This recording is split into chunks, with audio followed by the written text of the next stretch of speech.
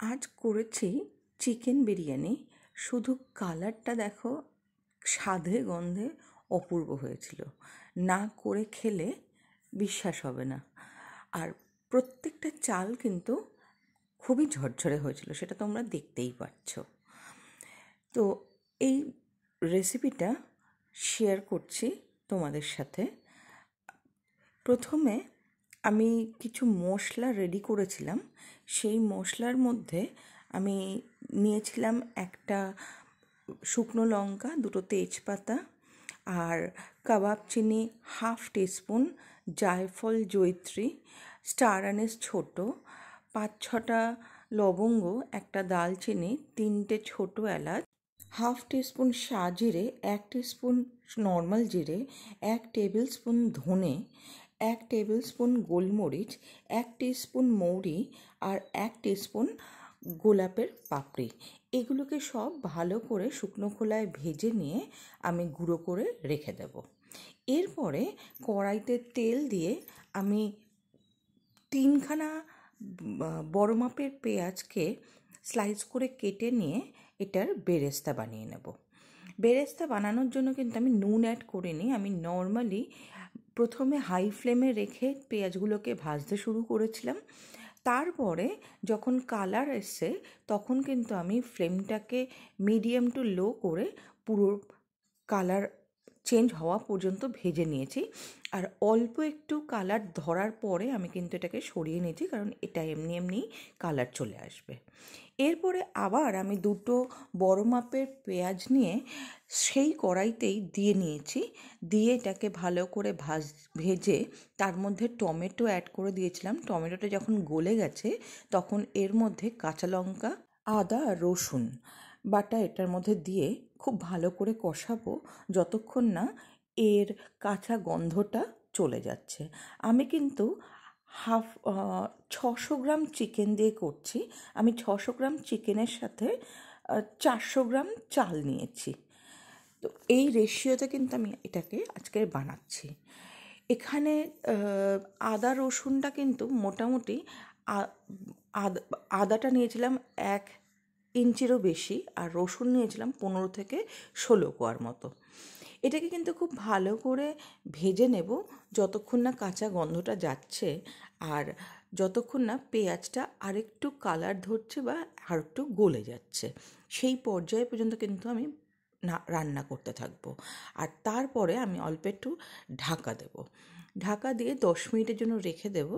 ঢাকা তুলে এর মধ্যে অ্যাড করব হলুদ, কাশ্মীরি লাল লঙ্কার গুঁড়ো, স্বাদ মতো নুন। তারপরে এটাকে খুব ভালো করে মিশিয়ে নেওয়ার পর এর মধ্যে ধুয়ে রাখা চিকেনটাকে দিয়ে এবারে এটাকে কষাতে থাকবো যতক্ষণ না চিকেনগুলো সেদ্ধ হচ্ছে। ততক্ষণ পর্যন্ত এটাকে কষিয়ে নেব। আর তারই মাঝখানে তোমাদের কাছে অনুরোধ রাখলাম, আমার ভিডিওগুলো যদি ভালো লাগে তাহলে অবশ্যই আমার চ্যানেলটাকে লাইক শেয়ার সাবস্ক্রাইব করতে ভুলো না। আর তোমাদের আত্মীয় স্বজন বন্ধু পরিবারের সাথে অবশ্যই শেয়ার করো। আর প্লিজ কমেন্ট করে তোমরা জানিও যে আমার ভিডিওগুলো কেমন লাগছে। মাংসটা প্রায় কষানোর মিড পর্যায়ে চলে এসছে। সেই পর্যায়ে এসে আমি এর মধ্যে টক দই অ্যাড করলাম। এখানে কিন্তু 1.5 টেবিল স্পুন টক দই দিয়েছি। খুব ভালো করে মিশিয়ে নিতে হবে মাংসের সাথে। আর মাংসটা কিন্তু আমি নর্মাল টু হাই ফ্লেমে করছি। যতক্ষণ না এটা মিশে যাচ্ছে ততক্ষণ কষিয়ে নিয়ে তারপরে এর মধ্যে আমি আগে থেকে বানিয়ে রাখা বিরিয়ানি মশলাটা অ্যাড করে দিলাম। অ্যাড করে দেওয়ার পরেও আমি খুব ভালো করে কষিয়ে নিলাম। অল্প একটু জল দিয়েছিলাম, তারপরে নিজে থেকেও মাংস থেকে জল ছেড়েছিল। তো এইভাবেই কিন্তু মাংসটাকে রেডি করা আমার হয়ে গেছে। এরপরে আমি এটাকে ঢাকা দিয়ে সাইড করে রেখে দেবো। হালকা একটু গ্রেভি রেখেছিলাম। এরপরে আমি একটা সসপ্যানের মধ্যে পর্যাপ্ত পরিমাণে জল নিয়ে তার মধ্যে সাজিরে, স্টার আনিস আর গোলমরিচ আর একটা সিনেমন স্টিক দিয়ে খুব ভালো করে ফুটিয়ে নিয়ে আগের থেকে যে চালটা রেখেছিলাম সেটাকে দিয়ে ফুটিয়ে নিয়ে 90% সেদ্ধ করে নিয়েছি।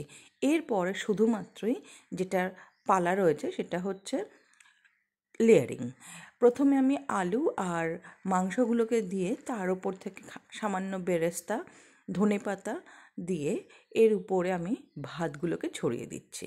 সাথে দিচ্ছি অল্প একটু জাফরান গোলা দুধ, আর দিয়েছি কয়েকটা কাঁচা লঙ্কা আর অল্প একটু বেরেস্তা।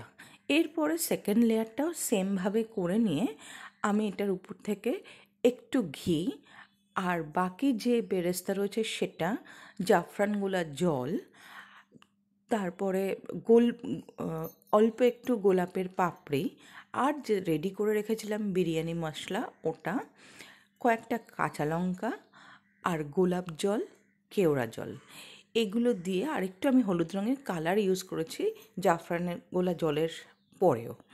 তো দেওয়ার পরে আমি এটাকে হতে দেব স্টিমে প্রায় 20 মিনিটের জন্য। তারপরে আমি এটা গরম গরম সার্ভ করব। এটা কিন্তু সত্যি না করে খেলে পরে গন্ধ এবং স্বাদ বোঝা যাবে না।